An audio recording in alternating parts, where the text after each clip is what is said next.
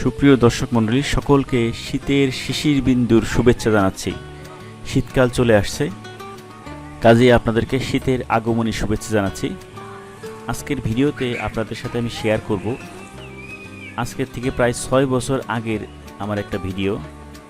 এই ভিডিওটা আমার পিছিতেই পড়েছিল, আজকে হঠাৎ করে দেখলাম।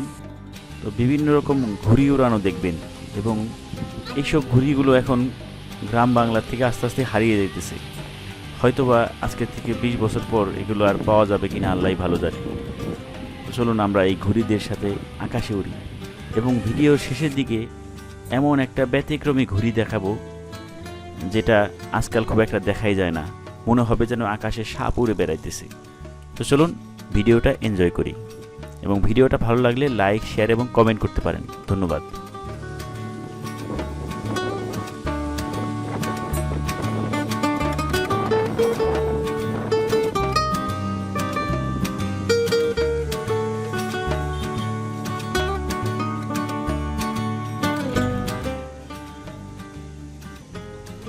এই ভিডিওটা যখন ধারণ করা হয় তখন আকাশে প্রচুর মেঘ ছিল এবং ঝড় ছিল।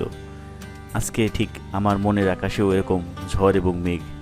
মনে পড়ে গেল আমার মায়ের কথা, কারণ এই ভিডিও যখন আমি ধারণ করি তখন কিন্তু আমার মা দুনিয়াতে বেঁচে ছিলেন। কিন্তু এই 2025 সালে এসে আমার মা আল্লাহর ডাকে সাড়া দিয়ে চলে গেছেন। তো আমার মা সহ যাদের মা পৃথিবীতে বেঁচে নেই, সকলের মাকে আল্লাহ জান্নাত নসিব করুন, এবং কবরের যদি কোনো আযাব হয়ে থাকে সেই আযাব মাফ করে দিন, আমিন।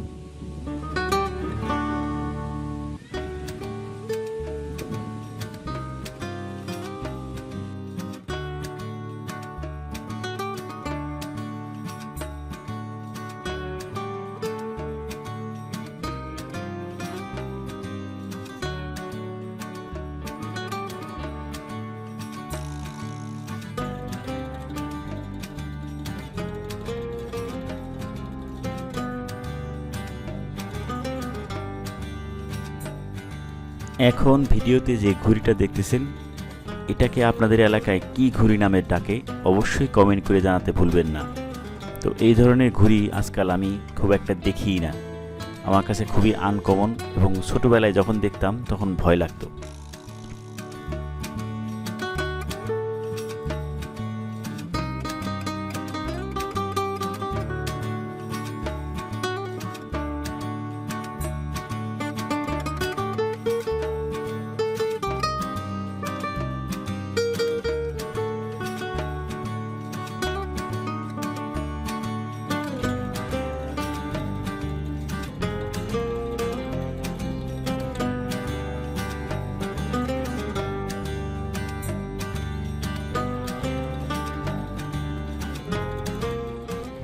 এই যে ঘুরে উঠতেছে, এখান থেকে কিন্তু একটা শিক্ষা আছে মানুষের জীবনে।